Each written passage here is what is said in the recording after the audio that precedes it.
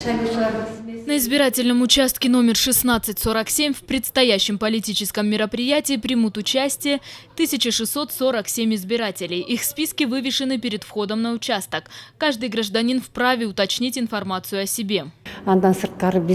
Для информирования избирателей до этого нам передали плакаты из ЦИКа. Все они, как видите сами, вывешены на видном месте. Подготовка идет своим чередом. Кроме того, ежедневно через ОСУ передаем отчет. В областном центре расположены 25 избирательных участков. Все они уже обеспечены всеми техническими средствами. Всего по Джалалабаду насчитывается 49 156 избирателей. ЦИК выделил для региона 49 187 бюллетеней. Мы подсчитали все бюллетени на президентские выборы, приступили к подсчету бюллетеней для референдума. Вместе с тем представители местной власти заверили, что проблем с отоплением 10 января не будет. Политические мероприятия в основном будут проходить в учебных учреждениях, где налажена система отопления.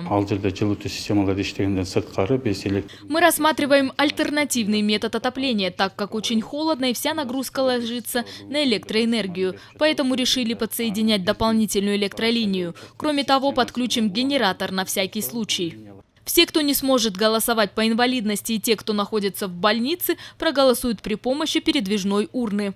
Елена Ткаченко, Усен Кульбаев, Осмон Уламсадырулу, Алмаз Сатаров, Алато 24, Джалалабадская область.